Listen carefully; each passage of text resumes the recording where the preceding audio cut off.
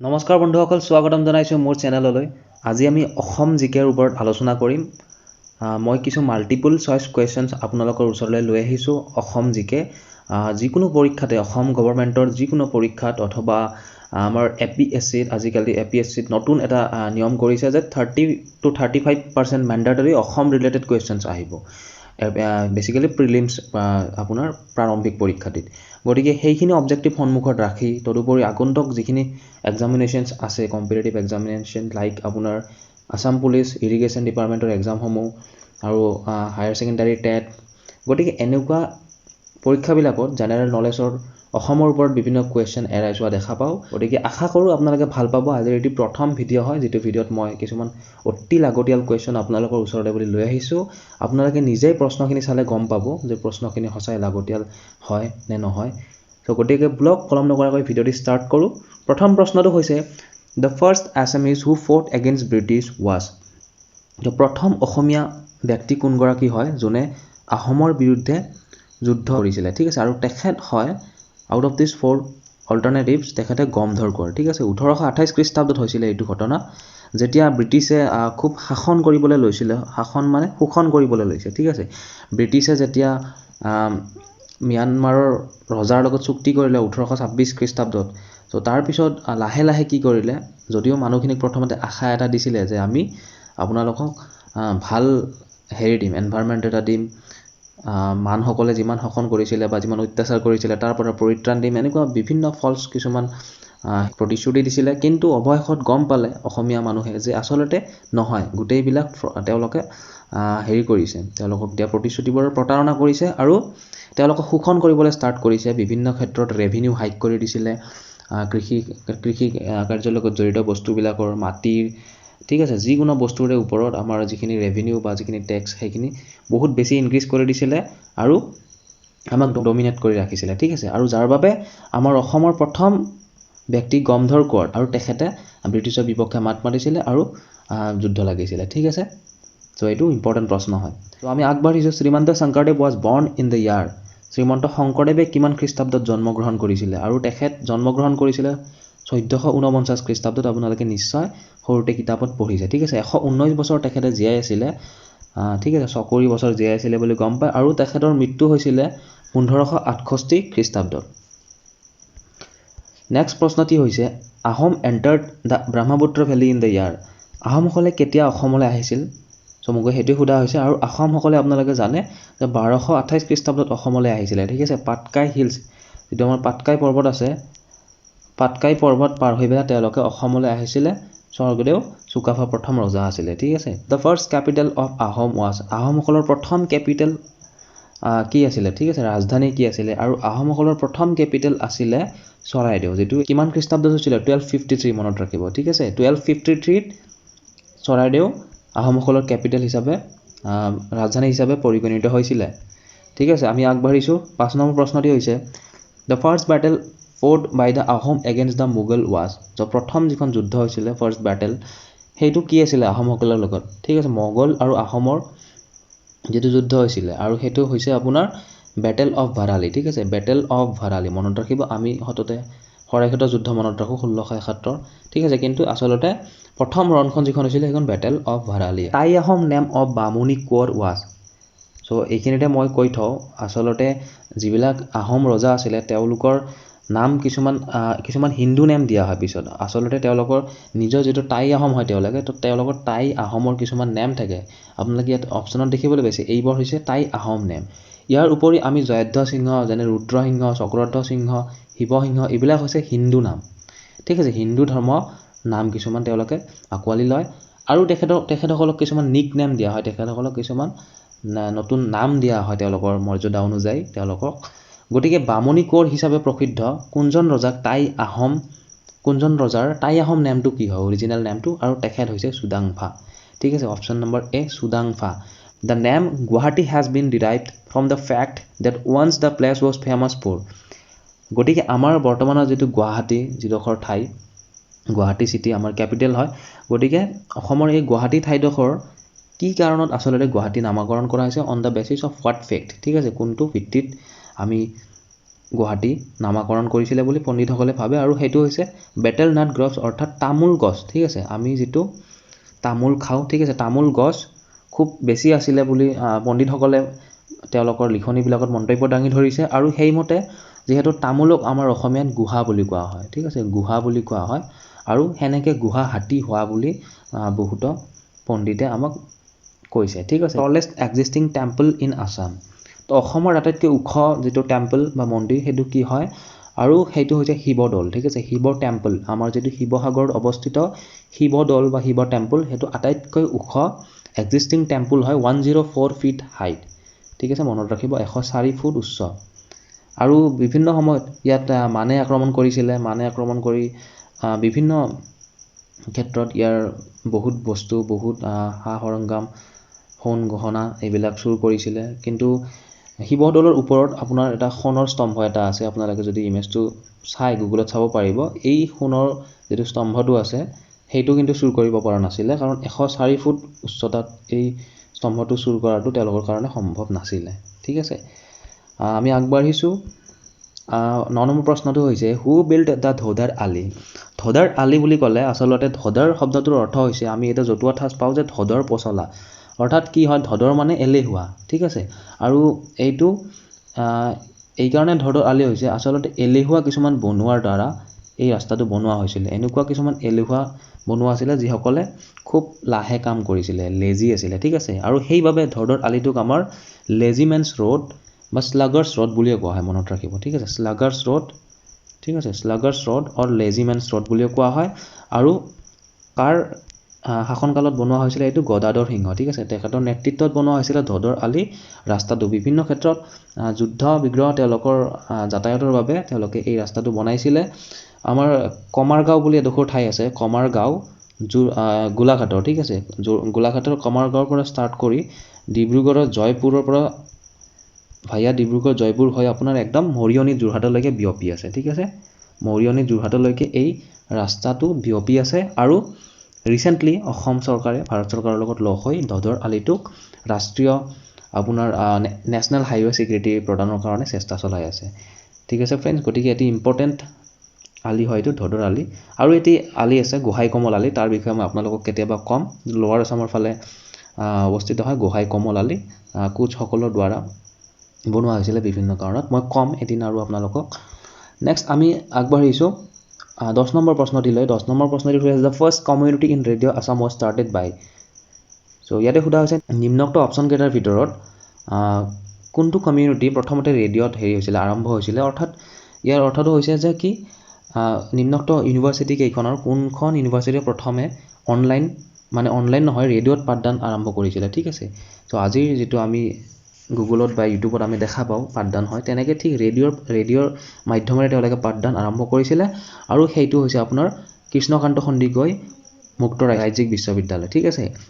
so 11 নম্বৰ প্ৰশ্নটো হৈছে the national award winner Debajit Changmai is so Debajit Changmai national award winner তেখেত কোন হয় খুদা হৈছে আৰু তেখেত এজন সাউন্ড ইঞ্জিনিয়াৰ হয় মনত ৰাখিব সৰি সাউন্ড ডিজাইনাৰ হয় সো দেৱজিৎ চাংমাই শিৱসাগৰৰ এজন ব্যক্তি হয় আৰু তেখেত মিউজিকৰ লগত জড়িত ব্যক্তি আৰু 2010 চনত তেওঁ 58 নেশনেল ফিল্ম ফেষ্টিভেলত তেখেতে যিখন মই যদি ভুল নহয় ইস্কিয়া নামৰ মুভিখনৰ বাবে তেখেতে বেষ্ট আপোনাৰ সাউন্ড ডিজাইনাৰ পাইছিলে ইয়াৰ উপৰি তেখেতে আমাৰ অসমীয়া এখন ফিল্ম জেতুকা পাটৰ দৰে যিখন ফিল্মে আপোনাৰ ৰজত কমল বঁটা পাবলৈ সক্ষম হৈছে ঠিক আছে জেতুকা পাটৰ দৰে সেইখন ফিল্মত এক্টিং কৰিছিল আইমি বৰুৱা ৰাগ ঐনিতম সেইখন ফিল্মতো তেখেতে আপোনাৰ সাউন্ড ডিজাইন কৰিছিল ঠিক আছে গতিকে Debajit Changmai national award winner ব্যক্তি এগৰাকী হয় শিৱসাগৰ আৰু তেখেত এজন সাউন্ড ডিজাইনাৰ হয় ঠিক আছে সো আমি আগবাঢ়িছো The first civil servant of Assam was অসমৰ প্ৰথম সিভিল সাৰ্ভিস বা সিভিল সাৰ্ভেন্ট কোন আছিল খুদা হৈছে আৰু আমি নিশ্চয় জানো আনন্দৰাম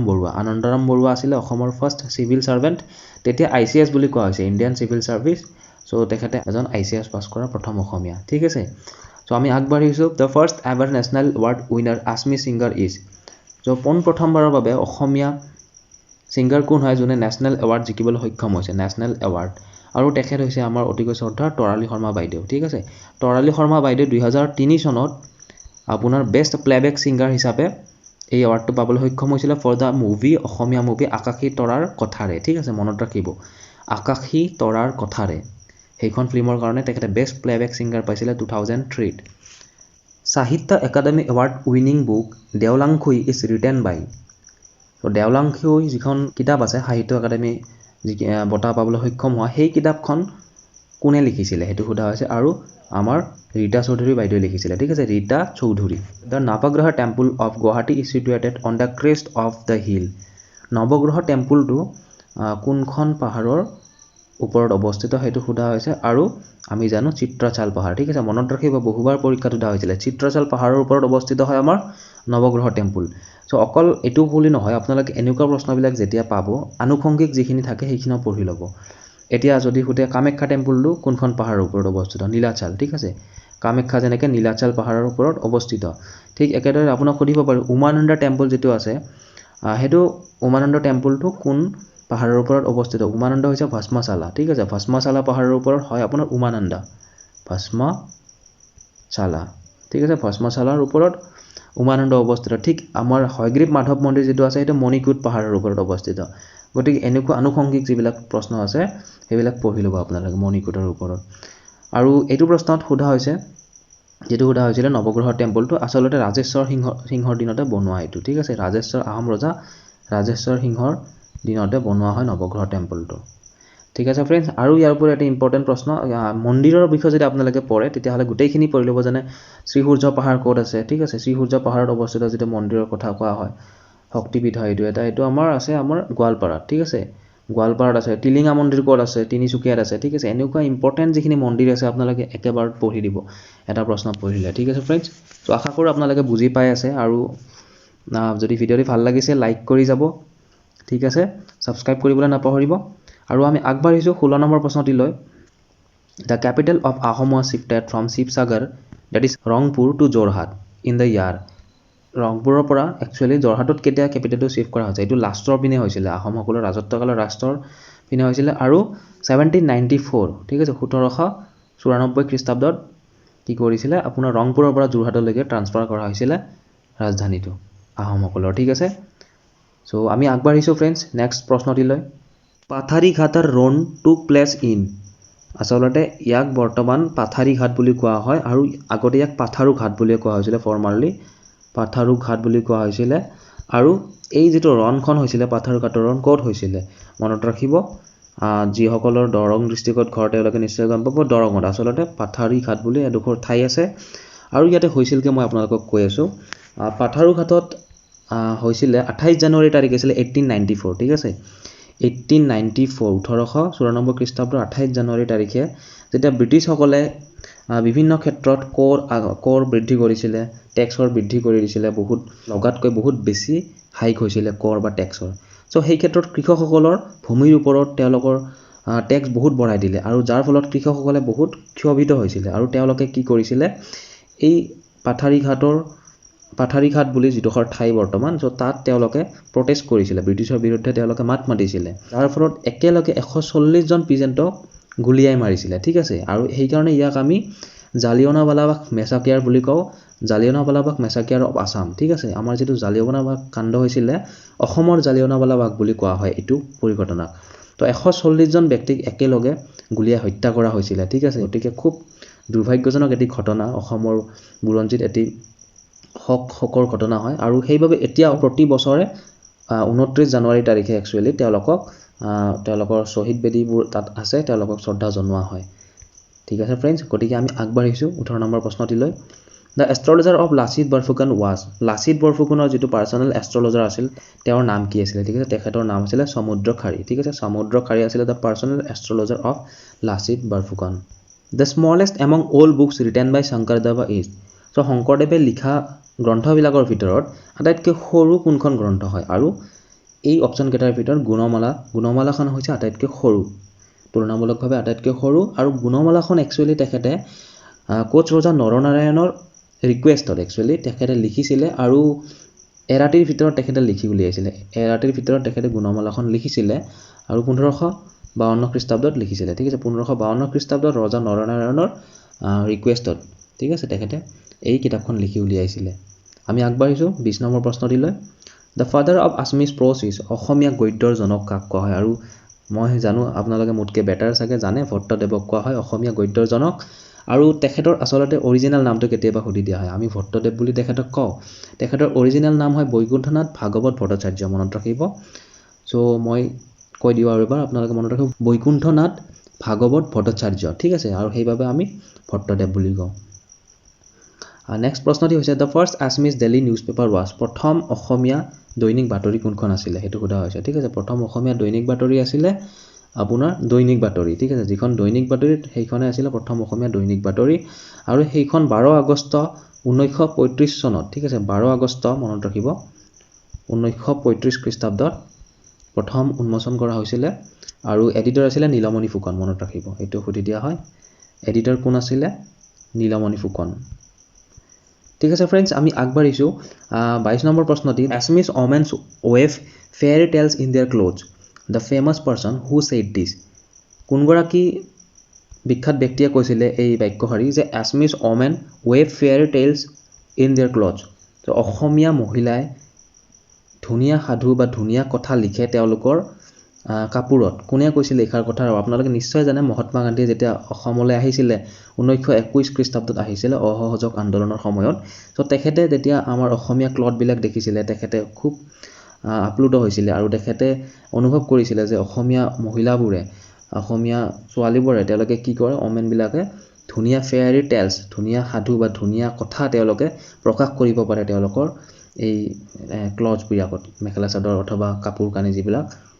তেওঁলোকে তাঁতশালত বৈছিলে সেই সময়ত ঠিক আছে আৰু তদুপৰি আমাৰ ব্ৰহ্মপুত্ৰ নদীখন দেখি তেখেতে খুব আপ্লুত হৈছিলে মহাত্মা গান্ধীয়ে যেতিয়া অসমত পোনপ্ৰথমবাৰৰ বাবে আহিছিলে গতিকে আপোনালোকক কেতিয়াবা কম মই বিস্তৃতভাৱে আগবাঢ়িছোঁ Hasti Vidyarnava was composed during the reign of Hasti Vidyarnava এখন হাতীৰ ওপৰত কিতাপ হয় ঠিক আছে মই কম কিন্তু আচলতে কাৰ দিনত লিখা হৈছিলে during the reign of home আৰু সেইটো লিখা হৈছিলে আপোনাৰ শিৱসিংহৰ দিনত মনত ৰাখিব ৰজা শিৱসিংহৰ ৰিকুৱেষ্টত আচলতে হস্তি বিদ্যাবৰ্ণৱখন লিখা হৈছিলে কোনে লিখিছিলে এইটো কেতিয়াবা সুধি দিয়া হয় সুকুমাৰ বৰকাঠ ঠিক আছে সুকুমাৰ বৰকাঠ আপোনালোকে গুগল কৰি চাব পাৰে বৰকাঠ আপোনালোকে মোক নক'ব বৰকাকতি বুলি বৰকাঠ গতিকে সুকুমাৰ বৰকাঠ তেখেত এজন প্ৰসিদ্ধ ৰাইটাৰ আছিলে চ' তেখেতে হস্তি বিদ্যাবৰ্ণৱ লিখিছিলে আৰু যিখন কিতাপত হাতীৰ বিষয়ে কোৱা আছে হাতীৰ বিভিন্ন প্ৰকাৰ হাতীৰ বিভিন্ন নিয়ম কেনেকৈ আমি হাতী পালন কৰিব লাগে কেনেকৈ কিমান প্ৰকাৰৰ হাতী আছে বিভিন্ন কথা লিখা আছিলে অকল শাস্তিৰ বিষয়ে বৰ্ণনা আছিলে সেইখন কিতাপত Shukladhwaj was popularly known as গতিকে আগৰ ভিডিঅ'টোত মই কৈছিলোঁ মল্লদেৱ হয় নৰনাৰায়ণ শুক্লধ্বজ হয় তেখেতৰ ভাতৃ চিলাৰায় ঠিক আছে চিলাৰায়ক আমি শুক্লধ্বজ নামেৰেও জানো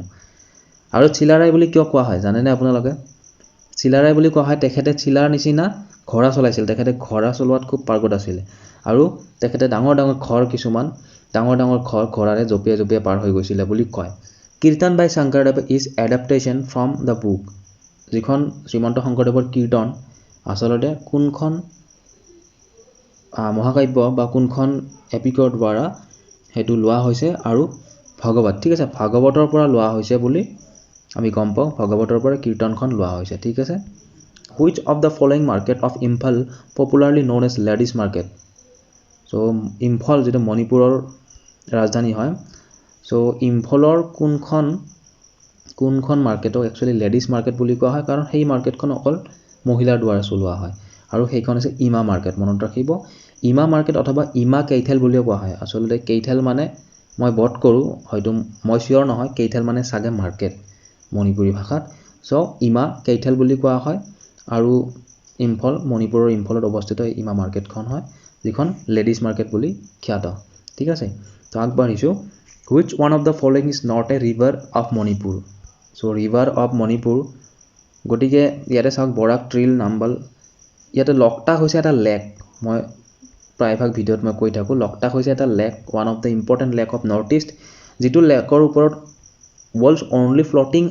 আপোনাৰ নেশ্যনেল পাৰ্ক যিখন কেইবুল লামজাও বুলি কোৱা হয় ঠিক আছে কেইবুল লামজাও হয়তো মণিপুৰী ভাষা কেইবুল লামজাও ঠিক আছে এই কেইবুল লামজাও বুলি এখন নেশ্যনেল পাৰ্ক আছে এই লেকৰ ওপৰত ফ্লটিং নেশ্যনেল পাৰ্ক তো ভাবক আপোনালোকে সেইখন পানীত ভাহি থাকে ঠিক আছে আৰু এই লেকটোত বহুত আপোনাৰ ফ্লটিং কিছুমান টাপু থাকে ঠিক আছে আইলেণ্ডৰ নিচিনা তো আপোনালোকে গুগল কৰিলে গম পাব ধৰক এইটো লেক হয় ইয়াত কিছুমান এনেকুৱা টাপু আছে যিবিলাক আইলেণ্ডৰ নিচিনা সৰু সৰু ঠিক আছে আৰু বিভিন্ন উদ্ভিদ বিভিন্ন গছ গছনি থাকে তো গতিকে এটি নেচাৰেল লেক হয় এইটো লকটাক লেক আপোনালোকে চাব পাৰিব গুগল কৰিব ইয়াৰ বিষয়ে পঢ়িব পাব ঠিক আছে সো আমি আগবাঢ়িছোঁ what is the total area of Assam as per census 2011 2011 লোকপিয়ৰ অনুযায়ী সোধা হৈছে অসমৰ মাটিকালি কিমান টোটেল সেইটো হৈছে আৰু সেইটো হৈছে ৭৮,৪38 বৰ্গ কিলোমিটাৰ ঠিক আছে 78,438 স্কোয়াৰ কিলোমিটাৰ কিন্তু মই যিখিনি জানো এজ অফ নাও 78,520 স্কোয়াৰ কিলোমিটাৰ হয় ঠিক আছে এইখিনি হয় আমাৰ অসমৰ মাটিকালি বৰ্তমান কিন্তু 2011 চনৰ লোকপিয়ৰ অনুযায়ী এটো হয় গতিকে এটো অফিচিয়েল ডাটা এটো মনত ৰাখিব নেক্সট প্ৰশ্ন দিলে আগবাঢ়িছোঁ ফাৰ্ষ্ট আছমিজ কালাৰ ফিল্ম ৱাজ অসমীয়া প্ৰথম কালাৰ ফিল্ম কোনখন হয় আৰু সেইখন হৈছে ভাইটি মনত ৰাখিব ভাইটি ফিল্মখন হৈছে প্ৰথম অসমীয়া কালাৰ ফিল্ম ঠিক আছে অসমীয়া প্ৰথম ফিল্ম জয়মতী যদি হয় তেতিয়া কালাৰ ফিল্ম কিন্তু জয়মতী নাছিলে ভাইটিখন প্ৰথম অসমীয়া কালাৰ ফিল্ম আছিল আৰু কিমান খ্ৰীষ্টাব্দত হৈছিল 1972 খ্ৰীষ্টাব্দত মনত ৰাখিব 1972 খ্ৰীষ্টাব্দত এইখন ৰিলিজ দিয়া হৈছিল আৰু ডাইৰেক্টেড বাই কমল নাৰায়ণ চৌধুৰী মনত ৰাখিব কমল নাৰায়ণ চৌধুৰী ঠিক আছে ভাইটি নামৰ ফিল্মখন প্ৰথম অসমীয়া ৰঙীন বোলছবি Question number 30 আৰু আজিৰ সেশনটো লাষ্ট প্ৰশ্ন হয় in which of the following year Saraighat bridge was constructed Saraighat দলংখন কিমান চনত তৈয়াৰ কৰা হৈছিল আৰু সৰাইঘাট ব্ৰিজখন 1962 খ্ৰীষ্টাব্দত বনোৱা হৈছিল ঠিক আছে ফ্ৰেণ্ডছ আশা কৰোঁ আপোনালোকে ভাল পালে আৰু বহুত প্ৰশ্ন মোৰ লগত আছে মই আগৰ সেশন বিলাকত আকৌ আপোনালোকৰ ওচৰলৈ আনিবলৈ প্ৰয়াস কৰিম গতিকে ভিডিঅটো যদি ভাল লাগিছে তেতিয়াহ'লে ফ্ৰেণ্ডছ সাপোৰ্ট কৰি যাব শেয়াৰ কৰিব সাবস্ক্ৰাইব কৰিব আৰু লাইক কৰিব ধন্যবাদ জয় অসম